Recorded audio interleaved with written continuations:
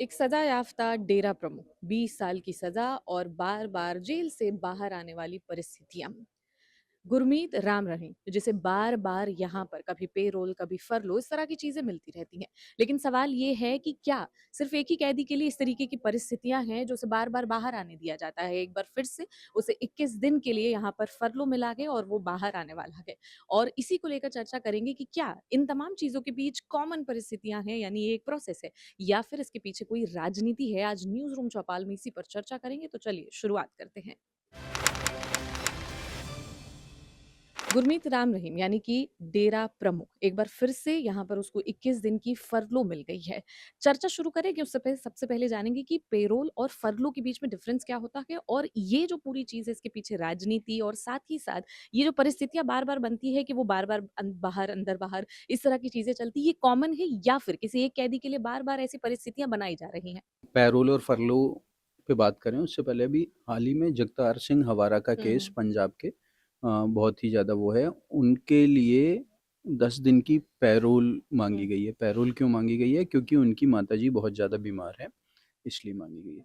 तो पैरोल इसीलिए दी जाती है कि आपको अपने परिवार से का जुड़ा हुआ कोई बहुत इंपॉर्टेंट काम है, माता पिता से जुड़ा हुआ काम है, भाई बहन से जुड़ा हुआ काम है, किसी की डेथ हो गई है, किसी की हम्म। शादी हो गई है, तो हम ऐसे में सुनते हैं कि कई बार 1 दिन की पैरोल दी गई, 2 दिन की पैरोल दी गई, 10 दिन की पैरोल दी गई। तो ये है। फ़रलो क्या है ये मैं आपको बता देता हूँ। फ़रलो किसी कैदी को अच्छा आचरण बनाए रखने और जेल में अनुशासित रहने की प्रेरणा के लिए कुछ साल की जेल के बाद जो थोड़ी समय की रिहाई हम्म। होती है वो दी जाती है। अच्छा, पैरोल जब दी जाती है तो अगर आप 10 दिन के लिए जेल से बाहर गए, 10 दिन के बाद अंदर आए, हम्म।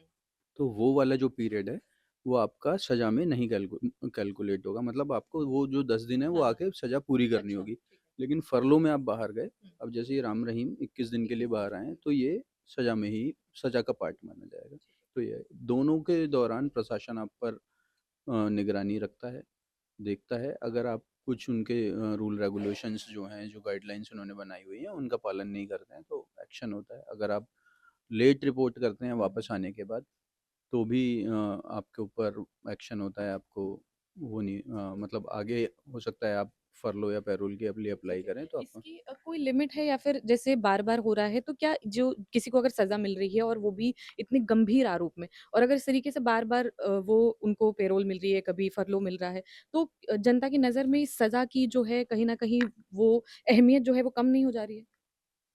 देखिए, वो एक हाई प्रोफाइल कैदी हाँ। हैं और निश्चित ही उन्हें अगर बार-बार पैरोल मिलेगी या फरलो मिलेगी, जो हुँ, आम तौर पे आम कैदियों को हुँ, नहीं मिलती, तो एक क्वेश्चन मार्क उठना स्वाभाविक है कि कानून का हुँ, मज़ाक उड़ा दिया गया है। अब उन्हें क्यों मिल रही है पैरोल, इसके ऊपर सरकार की अलग टिप्पणी है, सरकार के अलग रीज़न्स हैं, जेल प्रशासन प्रशासन के एक अलग रीज़न्स हैं। लेकिन जो बाहर चर्चा है, ये है कि राम रहीम का अभी भी प्रभाव पंजाब और हरियाणा के कुछ पार्ट्स में है। जब भी चुनाव आता है तो इस इस तरह की तरीके का चीज़ें। आपको देखने को मिलेगा। और हुँ, पिछली बार भी चुनाव से हरियाणा चुनाव से हुँ, पहले वो बाहर आए थे। अब पंजाब में चुनाव आने वाला है, हुँ। वो बाहर आ रहे हैं, आ गए हैं। तो ये रीज़न्स हैं। और लोग नो डाउट क्वेश्चन करेंगे कि राम रहीम को बार-बार क्यों बाहर जेल के बाहर आना होता है? क्या सभी ऐसे कैदियों को ये सुविधा अवेलेबल होती है? हुँ, तो ये ठीक है। तो यूनिक केस के बारे में बात कर रहे हैं प्रवीण सर कि यूनिक केस जानबूझकर बनाया जा रहा है या फिर परिस्थितियाँ ऐसी बनाई जा रही हैं। तो ऐसे कोई केस है जिनके साथ पहले भी ऐसा हुआ हो, या फिर अभी भी कोई जेल में मौजूद हो जिससे इस तरह की चीज़ें नहीं मिल रही हैं और बाहर जनता जो है सवाल उठा रही है? देखिए, बहुत सारे ऐसे हैं अभी। हुँ, अगर देखा जाए तो लोग प्रतिक्रिया के रूप में उमर खालिद का एक हाँ, केस बताते हैं कि उसका अभी ट्रायल भी शुरू नहीं हुआ है, उसको सुना ही नहीं जा रहा है। उसको अपनी शायद बहन की शादी या मदर की तबीयत खराब थी, हाँ, वहाँ हाँ। उसके लिए रहने गए भी थे। मतलब बड़ी मुश्किल से मिलता है हुँ, ना। तो ऐसे देश भर की जेलों में बहुत सारे ऐसे कैदी पड़े हैं जिनको इस तरह से कोई रियायत नहीं हुँ, मिलती है। दूसरी तरफ एक राम रहीम का केस हम लोग देख रहे हैं 17वीं बार, हुँ, 2020 में जेल में गए थे, हुँ।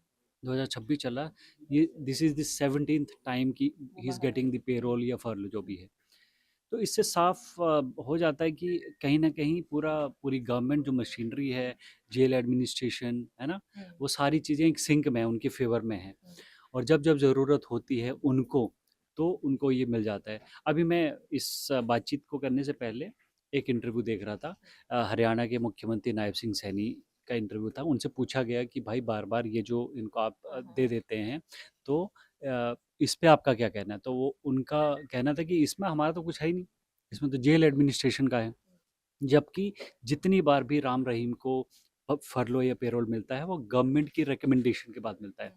उनकी गवर्नमेंट की अनुशंसा ज़रूरी होती है, इस तरीके से किसी भी कैदी को बाहर लाने के लिए। तो ये साफ़ है कि गवर्नमेंट की विल और गवर्नमेंट की विश के अगेंस्ट तो कुछ नहीं हो रहा है, लगातार हो रहा है। तो आम लोग जो हैं, जो ये जब अपने लॉ एंड ऑर्डर को, अपनी जुडिशरी को, अपनी गवर्नमेंट को, है ना, देखते हैं, तो लगता है कि फेयर नहीं है ना? There is something unfair about the system, about the people, कि लोग एक इंसान को अलग तरीके से ट्रीट कर रहे हैं, एक इंसान को अलग तरीके। कइयों पे इल्ज़ाम ही होता है, आरोप सिद्ध भी नहीं हुए होते और उनकी पूरी ज़िंदगी जेल में बीत जाती है, उनको सुना तक नहीं जाता। और एक इंसान जिस पे रेप का दोषी है, वो 20 साल की सज़ा काट रहा है और वो बार-बार जेल से बाहर आके कोई कानून की मौकरी की तरह हो रहा है। तो ये अपने आप में ही बहुत ही, यू नो, जुडिशरी पे और पूरे सिस्टम पे एक सवाल तो खड़ा करता ही है। लोग बोलें ना बोलें, मगर लोग सोशल मीडिया पे लिखते हैं। फिर लोग ये भी डरते हैं कि हमारा ही विरोध ना हो जाए, क्योंकि इनके समर्थक थोड़े रेडिकल भी हैं, है ना? मीडिया का घेराव करने लगते हैं, टारगेट करने लगते हैं सोशल मीडिया पर। तो ये सारी चीज़ें देखने में तो मिली हैं।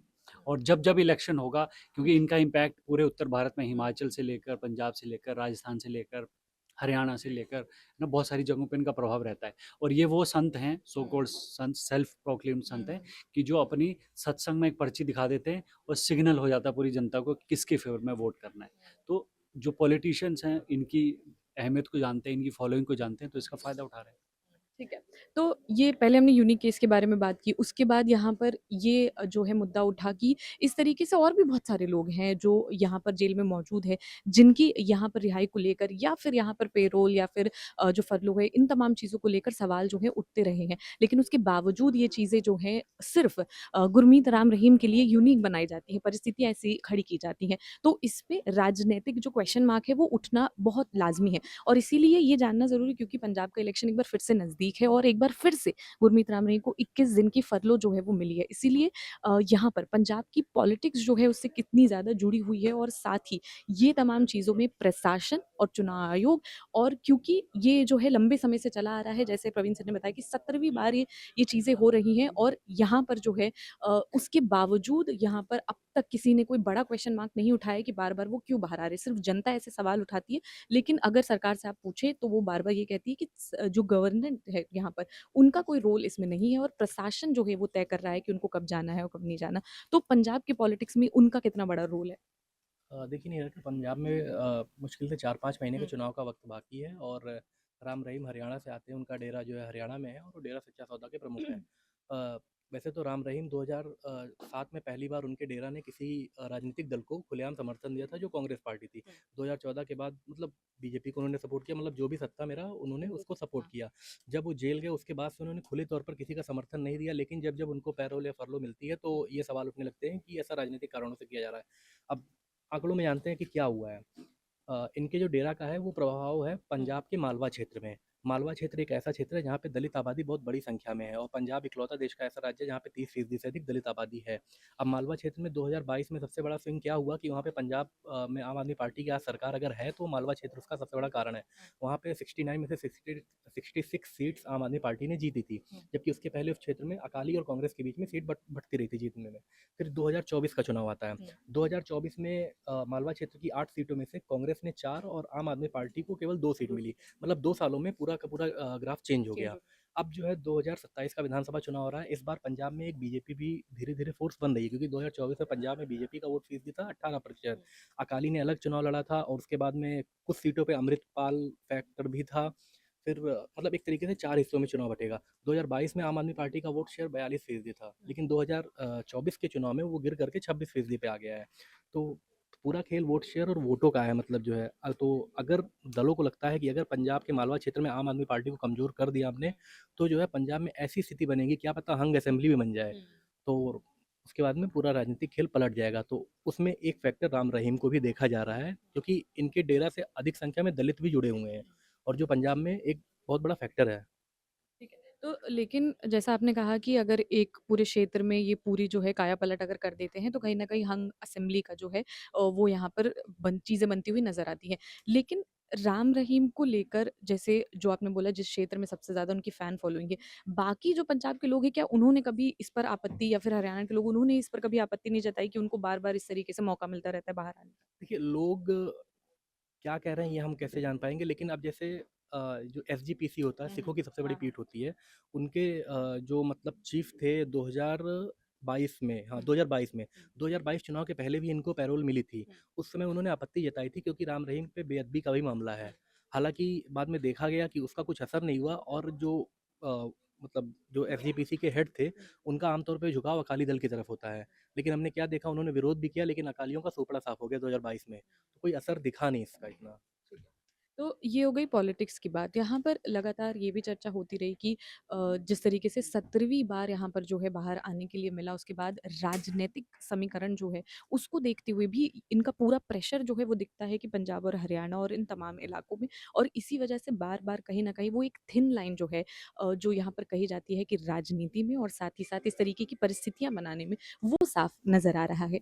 तो गुरमीत राम रहीम पर चर्चा की कि किस तरीके से यहाँ पर पैरोल और फरलों का ये पूरा यहाँ पर जो खेल है वो नज़र आता है गुरमीत राम रहीम में और प्रशासन पर और सरकार पर दोनों कई बार सवाल उठते रहते हैं। लेकिन राजनीतिक जो प्रेशर नज़र आता है और साथ ही साथ यहाँ पर जो पूरी बढ़त यहाँ पर पूरी तरीके से पंजाब और हरियाणा में नज़र आती है उसको देखते हुए इन तमाम चीज़ों को क्या दबाया जाता है और साथ ही सवाल बहुत बड़े-बड़े हैं कि क्या पैरोल फरलों का मकसद जो है वो सुधार लाना है या फिर इस तरीके से प्रक्रिया में ढिलाई देना है और कहीं न कहीं जनता की इस तरह की सज़ा की जो यहाँ पर सीरियसनेस होती है, उसमें कहीं न कहीं यहाँ पर पूरी तरीके से वो जनता का विश्वास कम होता हुआ नज़र आता है, जब इस तरह की चीज़ें नज़र आती हैं और इसीलिए यहाँ पर आज गुरमीत राम रहीम पर बात करना ज़रूरी था। अगर आप इस पूरे मामले पर कुछ कहना चाहते हैं, तो कमेंट सेक्शन में लिख सकते हैं। आपको ये पूरा ये जो वीडियो है पसंद आया तो इसे लाइक करें और चैनल को सब्सक्राइब करना बिल्कुल ना भूलें और यहाँ पर जनसत्ता की इन तमाम खबरों के लिए आप वेबसाइट पर, यूट्यूब पर और साथ ही साथ जो सोशल मीडिया प्लेटफ़ॉर्म है वहाँ पर हम आपके लिए अवेलेबल हैं।